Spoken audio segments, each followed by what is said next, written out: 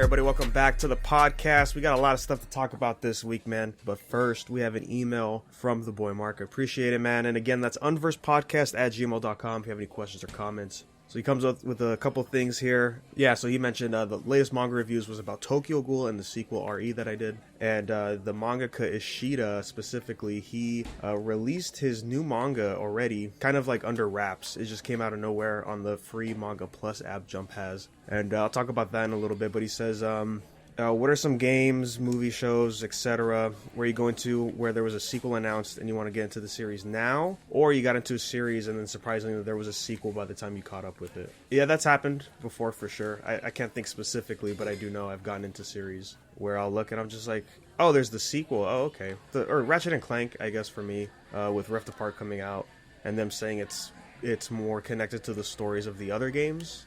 And so I was like, okay, I'll hop into that. Or as well as Uncharted. I was like, it's time to hop into Uncharted when 4 dropped. For me, it's Yakuza. Once I saw Like a Dragon, I'm like, alright, 7 games. Yeah. I guess that'd be the same with me. At least, like, anything recently. Yeah, honestly, yeah. If there's any, like, long-running game series, then I'm like, okay, time to get in. Like, I guess, like, Nier Replicant, with that coming out, I figured, okay, I think it's time to hop into that series too, right?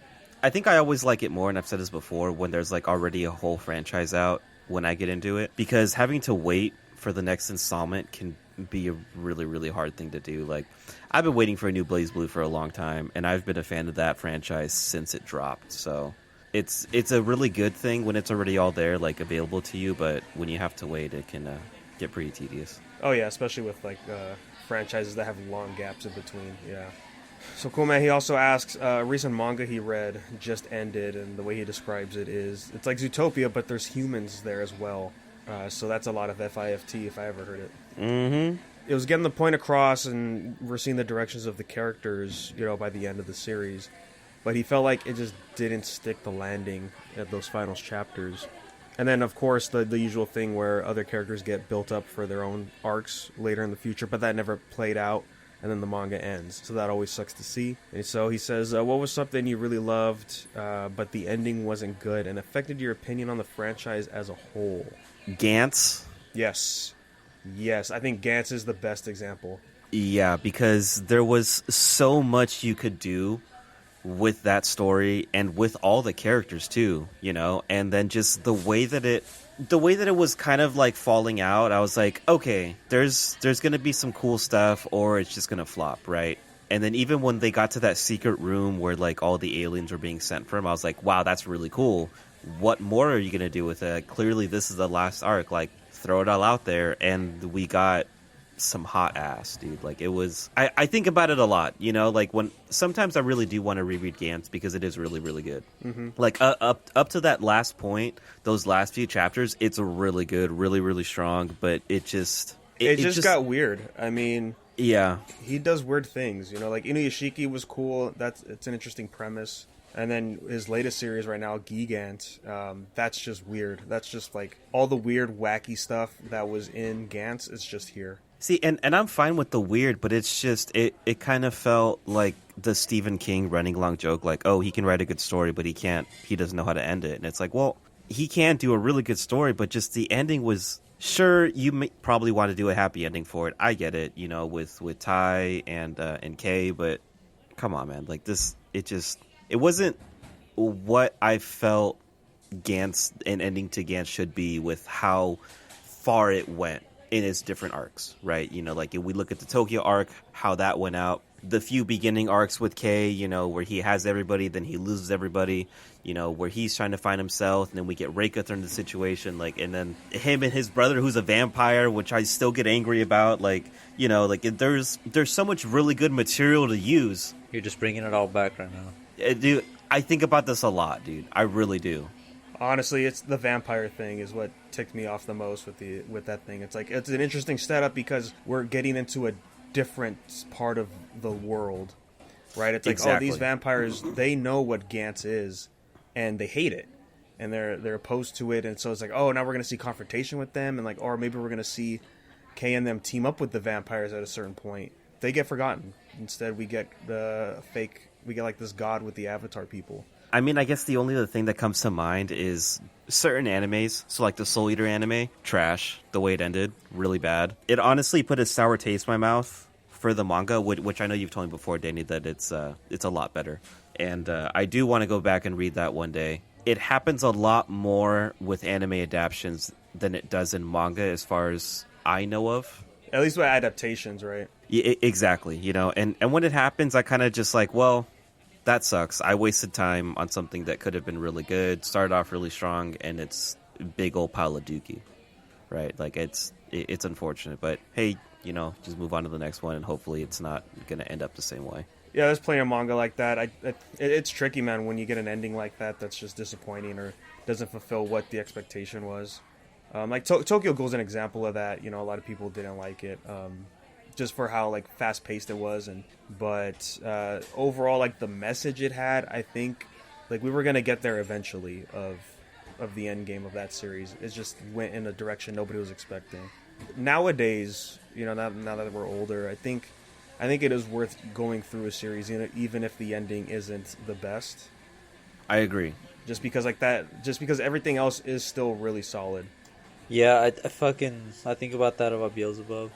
Like, honestly, I don't really like how it's like ended per se or transitioned to like a spin-off. Midnight Wonderland too. Even though I watched it before, after I read it, I'm like, there's so much that could have happened. That's a gem, dude. In the rough for sure. We love Dead Man, but I wish the anime kept going. It always trips me out, man, because we've said it before, and I was telling a friend the other day, is that, like, he watched Claymore, and he didn't like the ending. I'm like, but trust me, like, after the ending, it gets so much better.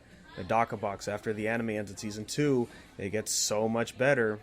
And for some reason, like, I guess it's because of the views. Like, it just doesn't hit the numbers they need to continue the seasons. Yeah, that's true. Dude, it's like Air Gear. I wish I would get the really cool battles, but probably never. I mean, we got the OVA, which was one of the best battles in the series, but it's like, come on, man. So right on, man. Thanks, Mark, again for the emails, unversepodcast@gmail.com. So let's go ahead and dive into the episode. First and foremost, let's talk about some Resident Evil, man, because that's some interesting stuff. Adam, you went through and beat RE7. Yeah, I played all the DLC except for the banned footage. It's a really good game. There's a lot of Easter eggs to the first Resident Evil, which was really nice. It definitely changed my experience for it. I like Ethan. Introducing a new character is fine for the series, considering where we left off at 6.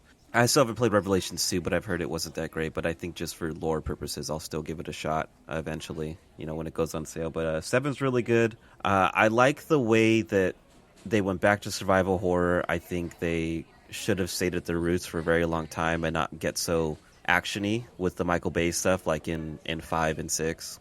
Like, it's to have like the melee with the survival horror, I think it works. Like 4 was the peak. 4 was like, hey, we got it down. We're going to keep it this way, So having that come back out in 7, specifically in the Chris DLC, where like you can run and then like super punch, some of the molded people. I think that was pretty cool. But overall, I'd give it a solid 9 out of 10.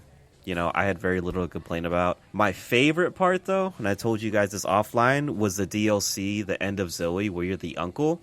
Because Homeboy is just fisticuffs the whole way. And then when you get the mech for his left arm, and then the anime music starts playing, dude, that shit was great. It was so good. Yeah, that's it's very fun, so wacky, out of place compared to rest of the game, right? I really liked it. I think I actually chose Mia first in the story, and then I think that was fine. I still want to go back and play it again, but choose Zoe and see what happens, as far as how the game lays out. Playing the end of Zoe was definitely the last bit to kind of like send me off into Village. Yes, and you just started playing it before we started recording. Oh yeah, dude, I'm liking it a lot. Phenomenally, it looks really, really good. Like it's playing really well for me. I really just need to sit here and like not do anything else but play the game. Yeah, so I've been going through it. Been watching Pat over at Pat Stares at his run of the game, and yeah, there's a lot to do in there. It's very different compared to 7. I mean, there's some stuff that's still similar, of course, but just the way they're tackling it was a great improvement. Because, in 7, it's more or less you're in the same area for a majority of the time. A lot of things still look the same. Even when you go to the boat section in 7, right, it still has the same atmosphere and tone as the mansion you go to, or the home you go through for the mold people. Not to get into too crazy details, but yeah, every area you go to is different, and all the tone and the horror aspect, like the subgenre that they go through, is different, and that's the best part, I think. Yeah, so I mean, I'm already getting a lot of Resident Evil 4 vibes because out of all the games in the Resident Evil, franchise, 4 I played the shit out of, like, over and over again. Like, I can tell you where to find every little bit of hidden ammo in that game. So just the start already, it's giving me the same feel. The way the village looks, very similar, so I'm really enjoying it. This is definitely a game that I will spend a lot of time just kind of looking around every nook and cranny. One thing I will say that I like a lot more, and this is obviously just, the location for the story as well, is just the lighting. Like, that was one of my big complaints. One of my only few complaints about 7 is the lighting was just really poor. So I really just wanted to play it only at night where I really wouldn't miss anything at all. Yeah, I know you're not too far in, Adam, but I'll let you know that game, Village, can get really, really dark in a lot of areas. It's obviously for the tone that they want to go with, and it's great, but I was really surprised by how dark everything can get. And yeah, there's a lot of different elements going out through each of the bosses you have to go through and stuff. Big thing I'll say, without not trying to spoil it, but from what we saw in all the trailers, right, excluding the launch trailer, because I guess that was full of spoilers from what I heard, the trailers did a very good job of not showing exactly what this game really is.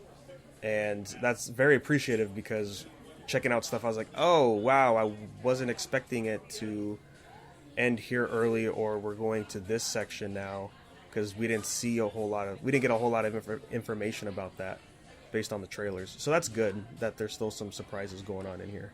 Yeah, I was really shocked to see that the scene with Chris was in the beginning of the game. Like, I thought that was at some point way later on, so seeing that, I was like, wow, this is cool. I mean, I tried not to watch as many trailers as they launched out because I really want to go into this vanilla, and I've been doing a really good job of not seeing any spoilers online. I'm liking it. I think their direction with the information they put out for the trailers that I did see was really good. Like, it's like the bare bones, but also like, hey, this is like a sneak peek of what's here.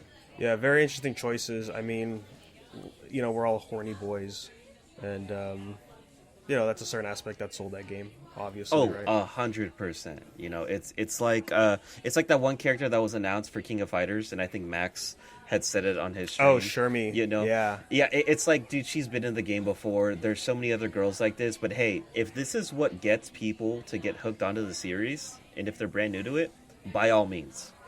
By all means, headlock time. Dude, just buy the rest of them and see exactly what you've been missing out on. That's all I'm saying, man. Join the club that we've been part of.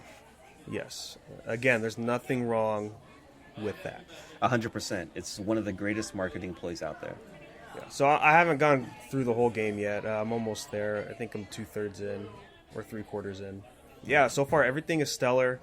And, me coming from the standpoint of not knowing the series, aside from just what you guys tell me, it's still fun. And then hearing Pat say, like, oh, look at these old RE references coming in, or like, here's more exploration of the overall lore and stuff. I was like, oh, this is good stuff. It makes me want to get into the series and actually like go back and track some of the other older games. It's just so good, dude. Like, I mean, even just playing the originals, there's a lot of really good corny stuff. There's, I mean, just the way that the writing is for the first 3 games and then leading into 4, it's impeccable. It's a really good time. So I start with the movies, right? No. The live action movies? No. Just dive in from there? No. She's not even... Dude, no. I'm not going to... Those movies make me so mad, dude. She never No. popped up, huh? She's No not. references? She's not even a real character, and it just. Yeah. I remember when the movie first came out, I was like, "Oh, okay, we're going to the mansion," and then I started like looking more into it. I was like, "What are you doing? This isn't the game." And then I watched it, and I was like, "Dude, this movie is. It's great. It's a video game movie, man. What more? Yeah, what more could? It's so good for a video game movie, and I'm leaving it at that."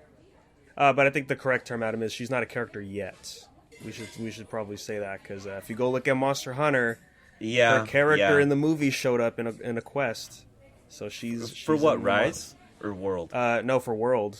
Oh my God. I think it was the month of the premiere, so that had to be, I think, September. And there was a quest just for her, and you can play as her. Why am I not and, surprised? Her model looked pretty good too. Dude, they got that Capcom money, dude. I'm not surprised. Exactly. Yeah. No. Maybe something could happen. I don't know. No. Don't put her in the fucking... I'm gonna be a fucking gatekeeper, dude. Do not put Alice in my game. Please. In my game, in 2021... Couldn't be me. Couldn't be me. I wouldn't buy it. I probably would, dude. I'm not gonna lie. Last thoughts on Village. When you get to them, Adam, all the characters are fantastic in that game. Yeah, those bosses look pretty cool. Yes. Like, and the backstory behind them is pretty nice too. Like, there's definitely a hierarchy. You're gonna get to the cutscene soon, but I just want to say one of the guy that kind of looks like Dante. Uh-huh. He sounds like Nick Cage, and it's perfect. Fuck yeah, dude. Yeah, I mean, I already have some idea of where the story's gonna go, just because, again, like, once you play enough, you kind of, like, get the feel for what's going on. So I'm excited. All the characters that have ever been introduced to Resident Evil have always been pretty good. Like, they've got a really solid story, so I'm not too worried about that. I think for me, it's just, what are the other Easter eggs they're going to put in here? Because there was a lot of Resident Evil 1 into RE7, so I'm sure there's going to be a lot more in this one for 4 and hopefully 2 and 3, you know, maybe even 5. We'll see. Yeah, because that's the thing, right? Is we're continuing the story, but we're bringing in the remakes, and from what you guys have said about it, it's like they're changing some things up with those. Yeah, so the remakes, they're at least from what I've played of 2 and from what I've heard of 3, there are differences. I don't think they're like make it or break it points. I think it may be more of like to make the story make more sense without having to like go back and forth and read all the reports that you may have missed in the game, which is fine. Like it works out. Oh, okay. But again, I purchased 3 when it came out, and I haven't touched it yet. But I'll get there, you know. But as far as what Julian's told me is that this is still the base storyline and not the remake storyline, so that's what makes me more intrigued about playing Village. Is like I want to see how the continuation's going to be, and like the stuff that they put out in 7 with the BSAA now working for Umbrella. When it was like 2 separate corporations, like that's just crazy to me. You know, like how is Chris still involved? Where's Claire?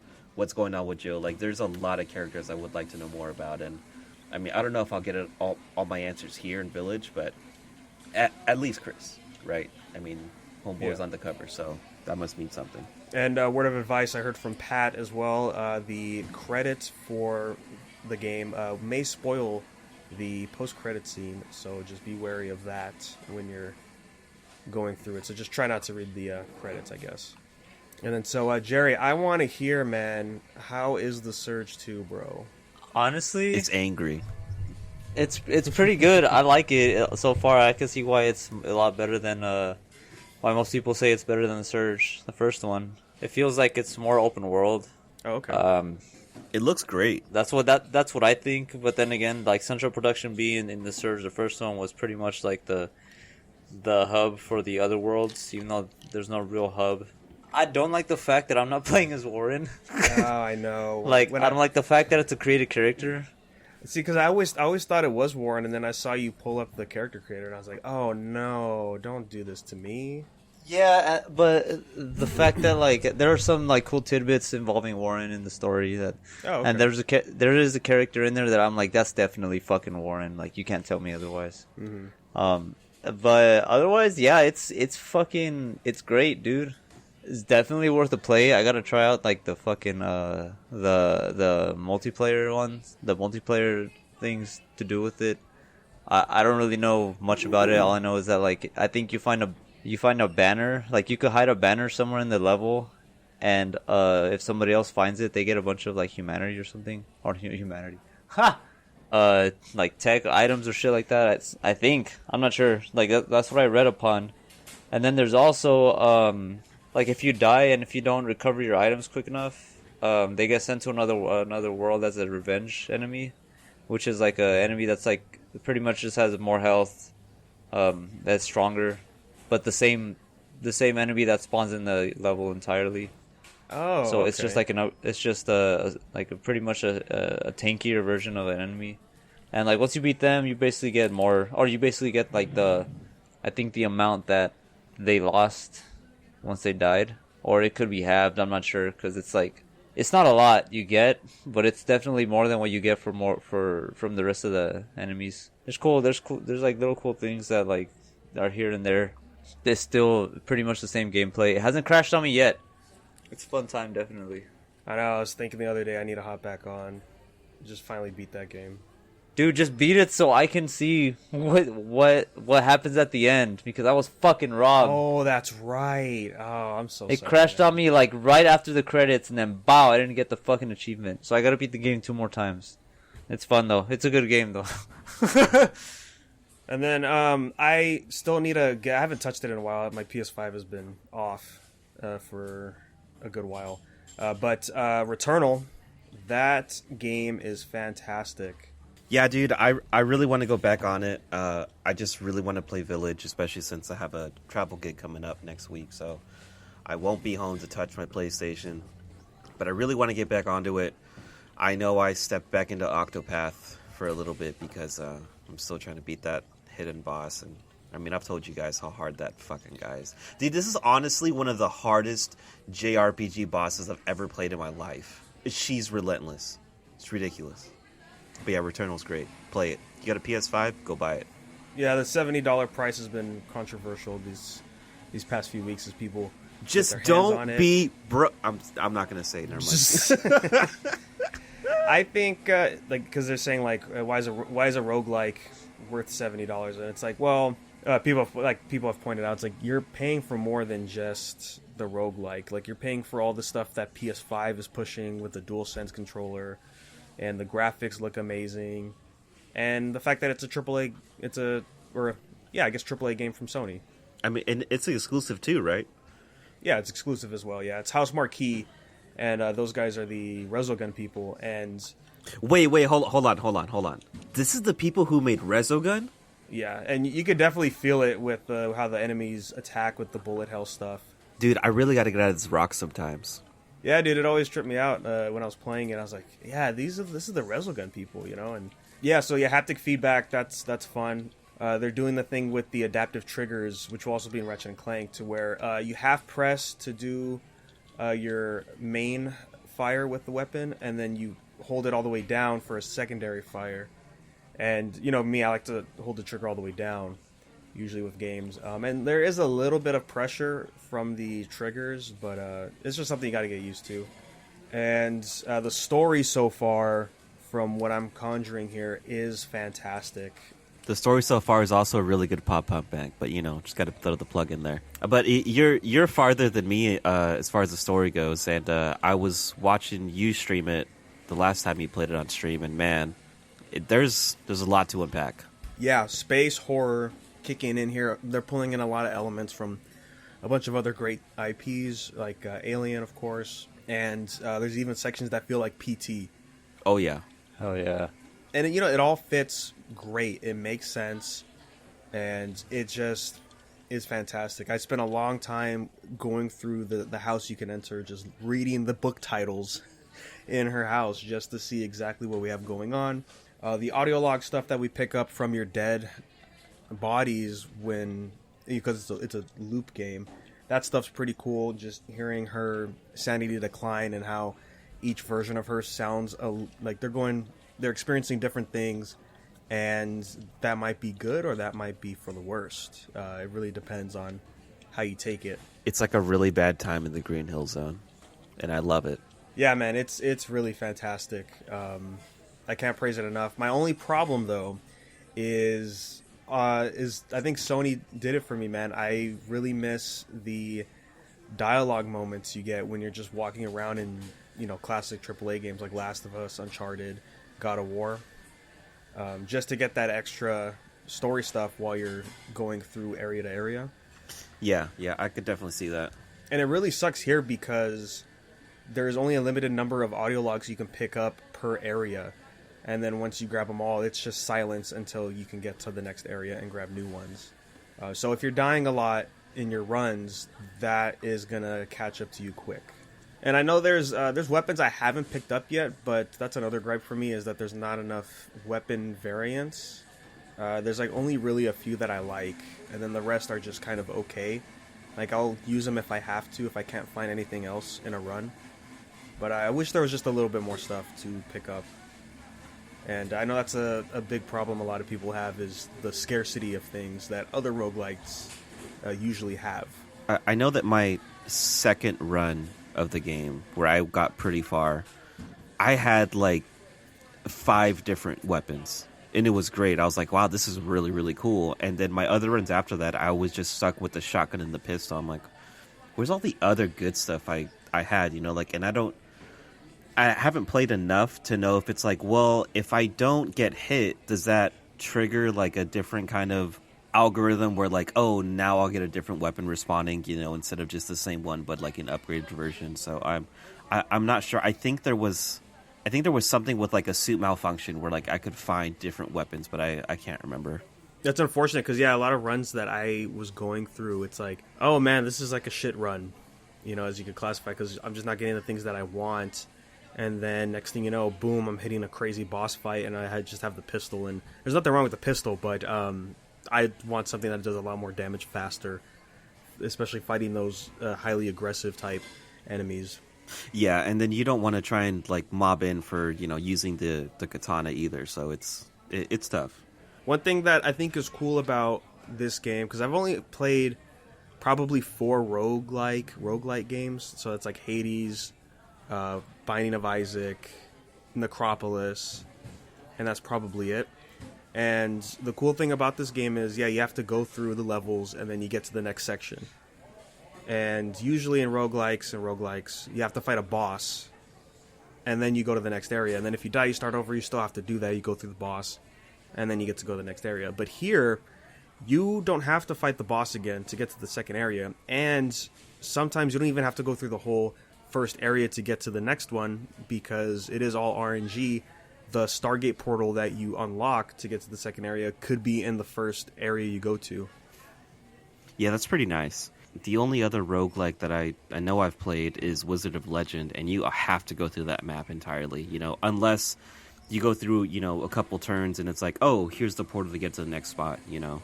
I mean, of course, you run the risk of not grabbing stuff in that first area, and then, you know, you going to the second area unprepared in a sense. But if you're skilled enough in the game, that's not really a problem, because there's a lot of things you could do.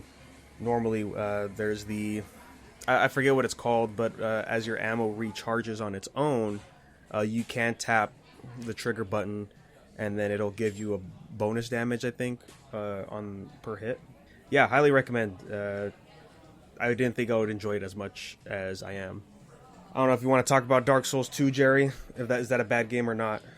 Yeah, dude, I don't know where all this is coming from for the hate, dude. Like, yeah, it feels like a Dark Souls game. It's just ass because, one, you gotta, like, the most important thing, iframes, you gotta level that shit up. And that could probably put off a lot of people, because that's just another stat to fucking add to level up. You know, when you're just dying constantly, it's not bad. Like, it's a great time, dude. And you're playing the remaster? The Scholar of the First Sin, the one with all the DLC, I think. Is that what that acronym means that you had on your stream? Yeah. Dude, I was sitting here for like an hour, like, what the fuck does that mean, dude? What is he calling me? What is he saying that I don't understand? Suck off the fucking shit. That's what it stands for. But yeah, it's fun, dude. It's just like with all fucking Soulsborne games, I get fucking lost. So like the first run through that game, like I was just dying because turns out I was in a place I wasn't supposed to be at yet. Heck yeah, you love when that happens. Yeah, hell yeah. So I tracked back. So I backtracked to the beginning, and then I found my way, and I've been kind of just going through a steady pace through the game. I'm not getting as tilted as I thought I would get. That's the big thing. Maybe it's because it's the glass cannon build that I'm doing, where it's just I'm just trying to kill everything with one hit. I feel like that's like the easiest build you can do, because like you just need to take like one hit, heal, and then just go back at it. As long as you know what frame your invincibility is when you hit, which is why where I see the discourse, you start with bullshit. If you choose deprived, don't choose deprived, because that shit's gonna be hard. Do you see what I'm gonna do is I'm gonna download it and I'm gonna make my boy Hoban from Viral Hit.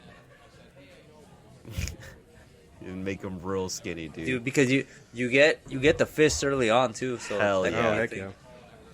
Hey guys, welcome back to Viral Hit. Today we're showing you how to keep your humanity. Yeah.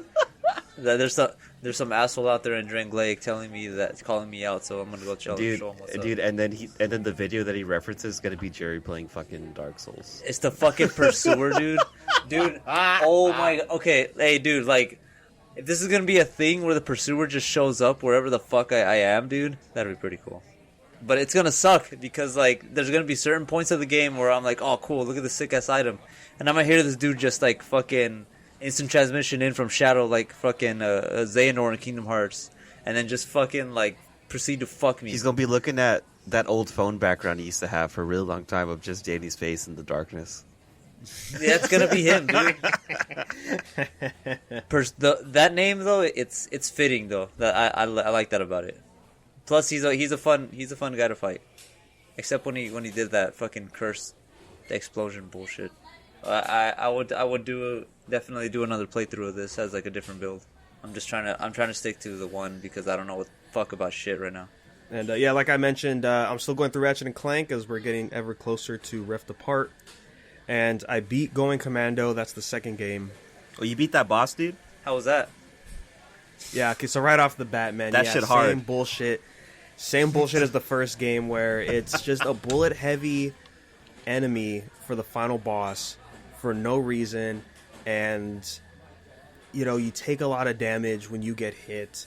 And it was frustrating, but I looked up a build, and I pretty much had everything this guy had, except that I didn't pay attention, I guess, that there was a shield item that you could pick up in the shop. And so I grabbed that, and then that's really all I needed. And then I hopped back in, boom, got it on the first try. Aside from that, though, fantastic game. A lot of improvements off the bat from the first one. It looks a lot better. The lighting and stuff really pumps it up. Those camera angles weren't that bad either. Yeah. Yeah, no, not that bad. I mean, the gameplay more or less plays the same, aside from all the new weapons that come in that are pretty good, and they're actually fun. My favorite was these ninja stars that you throw, and when you level it up, when they get the first hit in, they split off into 2 or 3 ninja stars, and they just keep hitting. So when I got to the first boss fight, I just launched those and just shredded the HP. It was crazy. That's how it's done. That Naruto energy never goes away, huh? Cool thing about Going Commando was there was a good balance of feeling OP with all the guns you have because there's so many variants. I'm sure Going Commando, you just free balling it. I'm sure you feel like you got a whole ton of HP. I'm sorry. Oh, yeah. So there's the balance of you being OP, and then the other half is that, oh my gosh, the enemies are scaling the closer we get to the end of the game, and you're getting your ass kicked hard. They changed the HP system, which is a lot better, where it's more than just 4 hits and you're dead. Every time you level up, you gain another blip of health. However, the enemies have varying amounts of damage per attack. The basic grunts are 1, medium and larger enemies are 2 hits, and then boss types are like 3. But then, of course, when you get to the final boss, he'll take like a good chunk of your HP. Even like the heavy set enemies at the end were taking like 2.5 bars at times of HP, which was crazy to me. And because I kept saying on stream as well, like, kids beat this back in the day. This is rated. This is E10 and up game, I think. For everybody's frustrated. There's armor in the game now, which is good, and it reduces the damage. But they cost a lot, so you have to really grind for the bolts right there. But overall, yeah, great game. There was the tall, hot GF for Ratchet to show up in here. FIFT. Which was a surprise. Like, I wasn't expecting that. And the humor with all the writing and stuff is still great. It still feels like the first game to where it's like, there's not really a story in a sense of going on here. We're just riding the waves. And so that's a great game. And then I started the third game, Up Your Arsenal. And I think this is the end of the initial trilogy for Ratchet and Clank on the PS2. We also get the introduction to Dr. Nefarious, who is the long-running franchise villain, as he shows up in multiple games. And I think most of the stuff that we get in here is pulled into the reboot as well as the movie, because that's where we get like a bunch of these characters that we get to hang out with, and Nefarious is the villain. And yeah, more improvements, honestly. Just the HP system is better. You can level up a lot faster now. New weapons are always cool to see. And yeah, they're really pushing the story aspect for this game. There's a lot more cutscenes, and the fact that there's all these other characters talking to you, they're really making a shift in like, okay, let's get serious about this series. The first two games are fun to play, but let's actually get some story into here and see what we could come up with. All that's fun. The best aspect, of course, is, the titles going Commando, Up Your Arsenal, Quest for Booty. All these game names are great. And wait, is Quest for Booty an actually titled name? I know my next game title. Yeah, I mean, come on. There's also a Crack in Time, and dude, Quest for Gucci, sign me up, dude. Yeah, you can look up. They posted the rejected titles for the games, and they're pretty fun. But yeah, so all those jokes are very present in the writing for Up Your Arsenal, and it's a fun time. And of course, yeah, they're adding a bunch of new mechanics and stuff in there. There's these big arena areas that, from what I've heard, are more focused in Deadlock, which is the last PS2 game. So all this change is fun, man. I'm enjoying my time here. So I'm still going to be going through those as there's too many more games before Rift Apart comes out. But all right, man, let's get into some of this news. Just to get this out of the way, PS5 controllers, we're getting some new colors, and finally we're getting an all-black one, which looks great with the blue lighting that comes out of the controller. And then there's the black and red one that looks nice. Dude, that one looks fresh, man. I want it. Hell yeah. Yeah, I'm glad that they're going more with these non-usual colors. As it's way better than the Come White, I'm telling you right now. Yeah, because I'm not going to lie, man. I remember looking at all those Xbox One controllers. I was like, wow, these are really nice colors. Like, I wish we had some of that on PS4. And then eventually, like, towards the back half, we got some of that. I'd like to say that some of the mods that we saw, like his images, kind of inspired, these two designs, or more so the red one than the black one. Yeah, I think black was going to be an obvious one to come. I mean, I can only hope to see like what an exclusive PS5, console would look like, and on top of that, what the controller would look like. Somebody was telling me that they weren't going to get a PS5 until 16 came out, Final Fantasy, and I'm like, wow, that probably would be a really pretty console, because I mean, the one that they made for 15, I wish I had it. I wish I got it. Because it just looks so good, And then the PS4 Kingdom Hearts. Oh, that does look good. It's really, really nice, So I'm really eager to see what these exclusives are going to look like. Yeah, I wonder what the first one's going to be, because we've hit some pretty big PS5 games already. I would say maybe God of War would be next, but I'm not sure since the PS4 had a God of War edition. So I don't know. Maybe Horizon. Probably Horizon. I could see that. Yeah, and then it's the standard pricing for the controllers, right? The black's going to be default price, and then you're going to bump it up for the colored. I didn't watch this trailer because I kind of don't want to get spoiled based on what you were saying, Adam, but we got the Intergrade trailer for FF7 before the launch comes out. I think this was the final trailer for it, right? Correct, yeah. There's a lot in here, dude. There's a lot. There's a lot going on. It looks great. I mean, it's just been looking better and better. This just only makes me want to play Dirge of Cerberus because that's the only game in the Final Fantasy VII lore that I never actually played. So I'm probably going to emulate it, play it on my own time before Intergrade comes out, because there's 2 characters in there that are strictly in Dirge of Cerberus. So I really want to know what's going to happen there. There is, like, if you pause at a certain moment where Yuffie's looking at the flames, you can speculate that the character that she's looking at in the flames is Vincent, which is pretty crazy. But I mean, considering the character that they threw in as a boss fight, like actually part of the storyline, it makes sense. So I mean, we'll see. You know, I think this is going to be great. I think it's really going to hype up the next part of the remake. Yeah, so that's coming same day as Rift Apart, June 11th. And it looks like they're adding some more stuff into base game as well. So, like, it looks like Cloud has a new limit break. Tifa has a new limit break. You know, they didn't really show up anything for Barrett or Aerith. So, I'm sure they got something in there, too. But it's just, I don't want to get too much into it because, again, that's a lot of lore. And I know you guys aren't super savvy with the lore yet for 7. But it's going to be really good. You know, it's kind of confirming what I originally thought the direction was going to go. So I kind of just want to play it and see how it lands out.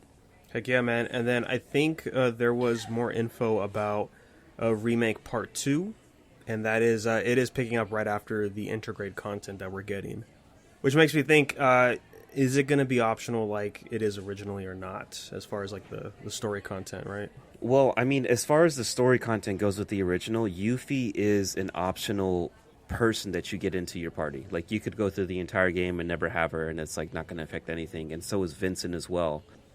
Just with what I can speculate from the trailer, I can see how they're making them, you know, obviously part of the storyline. But it's just, I mean, obviously it's going to be one of those things, right? Like, if you're a diehard elitist for the original, you're going to have some qualms about, like, what's going on. You know, like, why would they do it this way? But with the direction that they're going, I think it works out really well. I think this is a really good way for them to make them into the game just the way that they are. I mean, especially for Yuffie as opposed to Vincent, because Vincent you can easily throw into the story, like with how he actually comes into Final Fantasy himself. But Yuffie's just a little bit harder because she's kind of just a mercenary for the Wutai. It works, you know. Again, I just can't wait to see and like confirm my suspicions of what they were really trying to do with her. And then with that news, First Soldier, which is the canon Battle Royale game, where the open beta signups are happening now through, I think, the 27th or 28th. And then the closed beta will be out in June. But unfortunately, it's only for Android users, so I'm not going to be able to play it.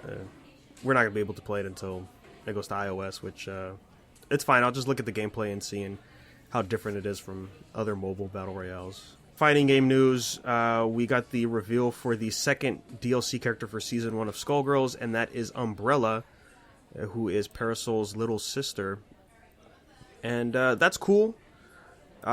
Not a character I would have picked initially, because there's some really strong designs outside of her that they have. But okay, just more lolly energy in that game. Say less. Yeah, and I think she will be out towards the end of the year. And then the other day we got the trailer for Chun-Li in the Power Rangers game, and she looks fantastic. I love it. I can't wait. Yep, that's going to be on the 25th for her and Ryu. I also like her alt costume too. It's very, I think it's 80s, right? 80s theme? Yep, it is. Yeah. And then I mentioned Yakuza. Yeah, the Yakuza team confirmed that Lost Judgment that was leaked is indeed a sequel to Judgment, and that's dropping September 24th. And here's the interesting part. That date is worldwide release. That's a first for the Yakuza team, because even with Like a Dragon, that came out a year early in Japan, and then we had to wait to get it here. And then this game is also dubbed. I don't know if the first game is dubbed, because I think I want to say they started with Like a Dragon for the dubs.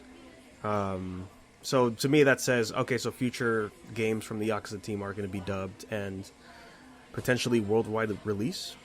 Yeah, so that's cool. And yeah, Judgment, that's like the detective game. And I mean, I have it on my shelf. I just haven't touched it yet. But from the 5-minute trailer we got, it looks like the strong writing that we're seeing in the Yakuza series. So that's cool. I think I'll probably play Judgment after I finish 6, probably.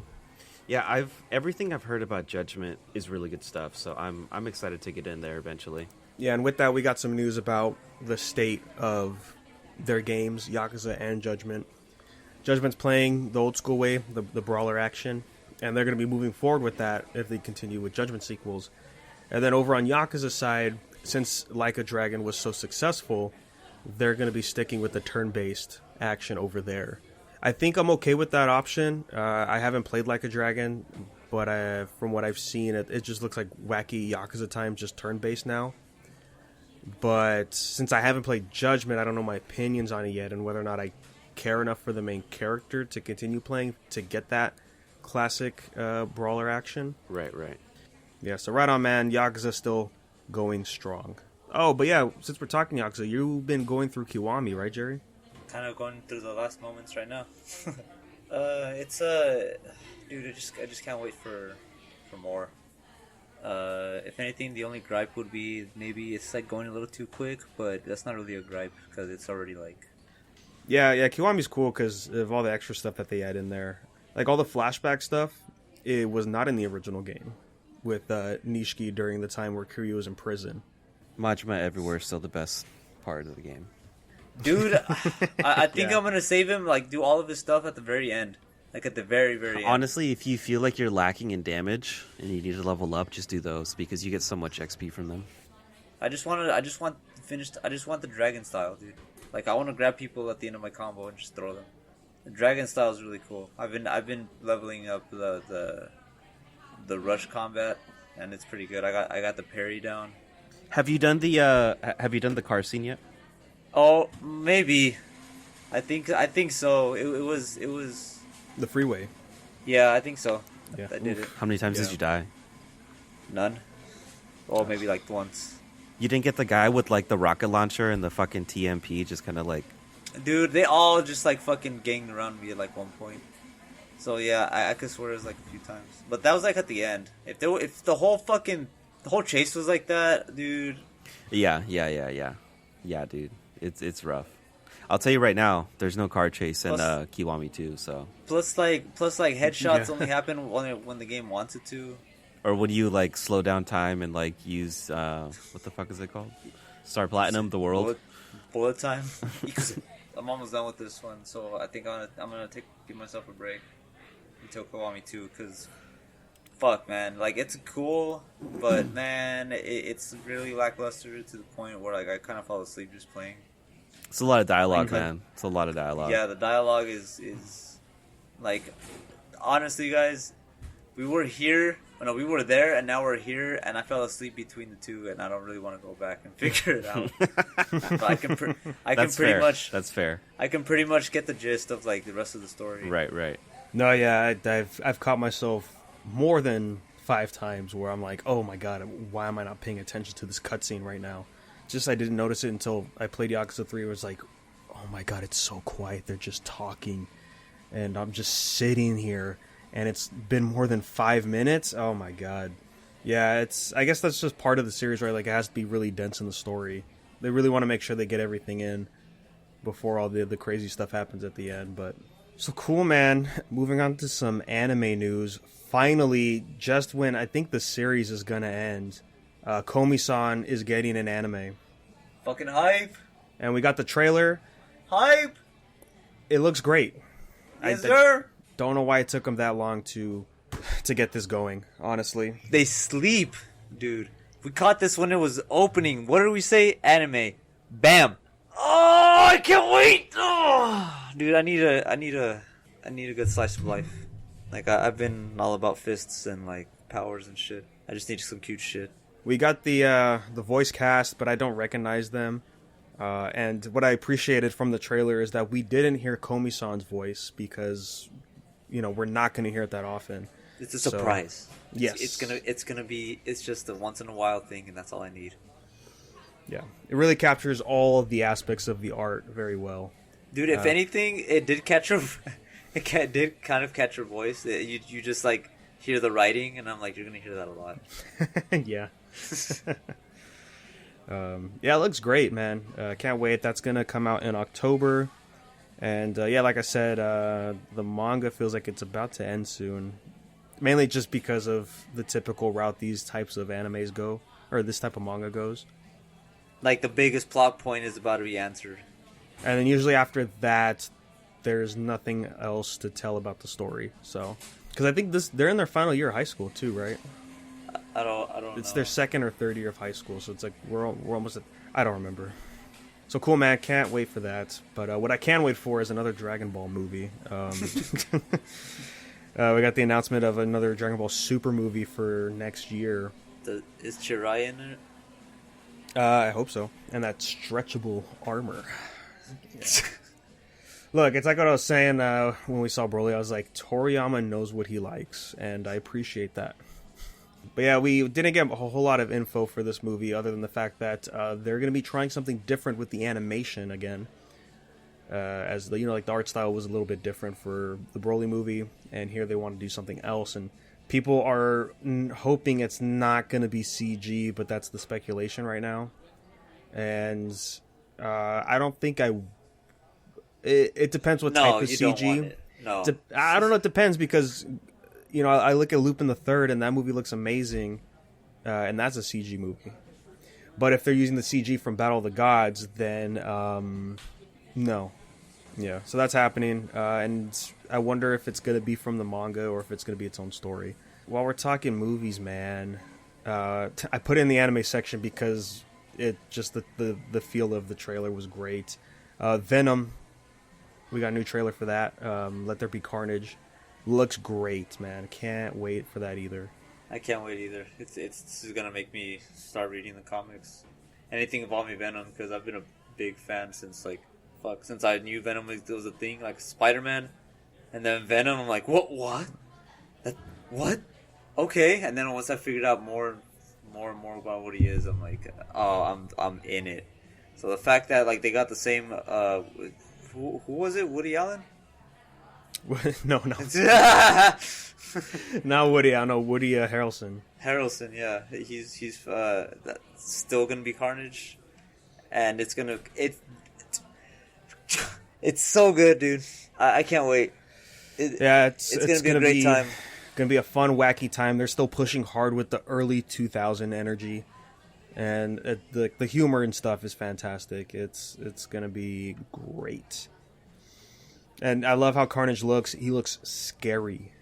Oh yeah, and apparently they got in the other symbiotes, or some of the other ones. They just teased them, so I'm kind of looking forward to like other symbiotes. Yeah, because as we saw in the first movie, it was more than just Riot and Venom that crashed on Earth. There were some other ones that were in there. One died off, but I think there was still a few vials that were surviving, so we might see them in the movie. I just want maximum Carnage, dude. I just want maximum fucking Carnage, and like the screen caps for Carnage, they look fucking great. Dude, I want Venom Space Knight. Dude, look, I like that design. It's no surprise. I've always been a huge Spidey fan, but my favorite villain has always been Carnage, dude, because he's just a fucking madman. This guy's crazy. And I remember and his honestly, boss fight like in Ultimate Spider-Man. Dude, oh my gosh, so it was good. awesome. But it just, I can't wait, man. Like he looks so good. Like that one screen cap that I've been seeing everywhere of like everything coming out of him and like the big fucking mouth. I'm like, dude, like I don't know if I can say I can be hard for him, but I am. I can. Yeah, and so I think the release date, if I remember right, is September. And the movie's not rated yet, but I hope rated R just to get that Carnage in there. The maximum Carnage. Other movie announcements, we got some animated movies over at Adult Swim. Aqua Teen Hunger Force, Venture Brothers, and Metalocalypse. Fucking big hype. So ready for Death Clock again, man. I like it. It's been way too long. Very hyped, especially for Venture Brothers, because sadly, the final season got canceled. Yeah. And hopefully this is going to be the thing to tie up the series. Or if it's just going to be like those hour-long specials they call a movie, I'm going to be upset. Oh yeah, I You I know what hope I not mean? either. I don't remember. I don't think I ever watched the first Aqua Teen Hunger Force movie, so I don't know how that one was. Yeah, it was pretty much that. It was just a weird ass adventure. Oh, actually, no. There was a. It was kind of showing their origin, so it was kind of an origin story. But Aqua Teen Hunger Force itself, it's fucking weird. So Yeah, it's a it's a weird series. Yeah. it's good though. Like if you wanted some form of canon, some form of story like that, then that's a good movie for it. I think because that's mostly kind of what I remember, and then being like, honestly, dude, I can take Aqua Teen like 15 minutes at a time, like like as long as it is per episode. You know what I mean? An hour long, an hour 30. I'm kind of already like, by like the 30-minute mark, I'm kind of already done with it. It's good. Don't get me wrong, but it's like it's good for a Adult Swim movie. Okay. But if like Venture Brothers is gonna be like that, it's gonna be like the one to tie it all together, then that's gonna be hype. Like that's gonna be great. Death Clock and Aqua Teen is kind of like the Beavis and Butthead Do America kind of movies. Whereas like if Venture Brothers is gonna do it this way, because that Venture Brothers had I feel like it's the one with like the most stable fucking storytelling. I just fucking then again, Death Clock kind of had a whole story behind it too, like Metalocalypse had a whole fucking story. So it's man, that's crazy. I just fucking remembered about that, and that too by itself, it hasn't ended either. So I guess I'm kind of hyped for both now. It's pretty good. But yeah, to answer your question, yeah, the fucking Aqua Teen movie, you just watch it. Yeah, I was thinking of just watching it. So right on, man. Cool to see some stuff from Adult Swim pop up like that. Because I've been missing Adult Swim in my life. So this is a good opportunity to come back. Yeah, Barack Obama has been. There was one night where he put up all the Toonami promos, and that was a good trip down memory lane. So yeah, just the same era. It's like it's not forgotten. Yes, animation stuff from the West here. We got some screenshots for He-Man and the Masters of the Universe Revelations.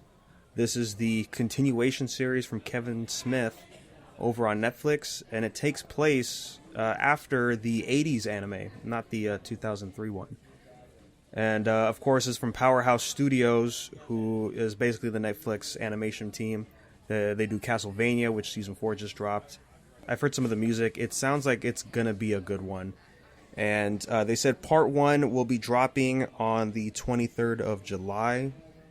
And when it says part, that makes me think that, okay, that means we don't have to wait a long time before the next part will come out. Because it's, less episodes than a usual season. So hopefully we could get another part before the end of the year. But yeah, I'm hyped for that. Would like to see some more He-Man stuff kick in. And I don't know if you guys know, but Skeletor, his voice actor is none other than the boy Mark Hamill.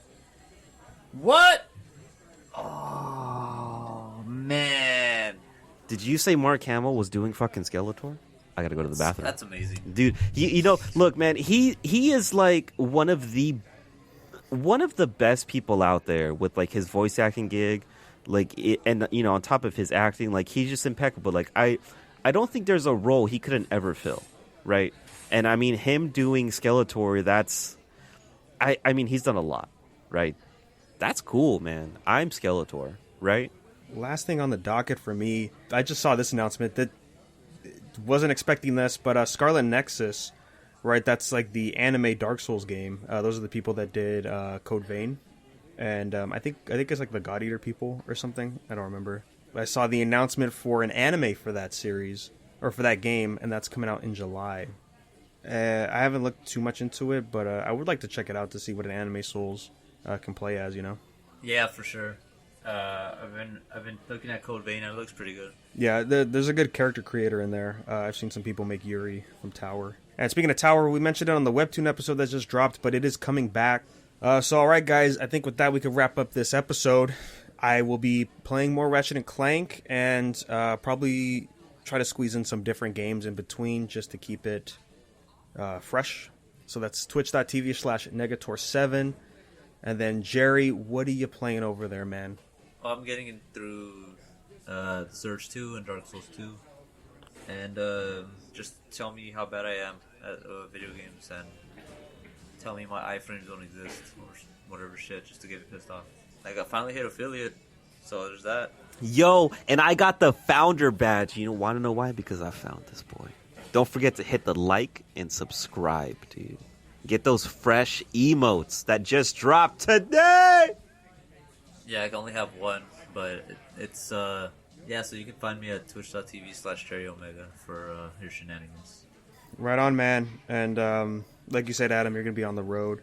But that is twitch.tv/Bam Adam, correct? That is correct. When I come back, it'll probably be some Returnal, honestly.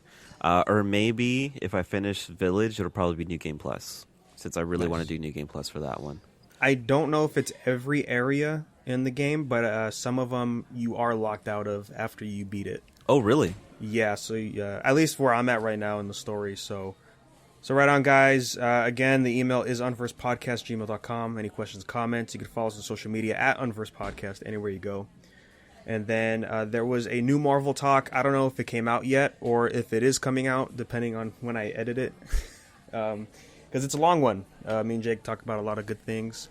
We mainly are going over the Venom trailer and the new superhero show on Netflix, Jupiter's Rising, from Mark Millar. And then, of course, we get into a bunch of other news that has come out throughout the week since the last episode. So that'll be out soon.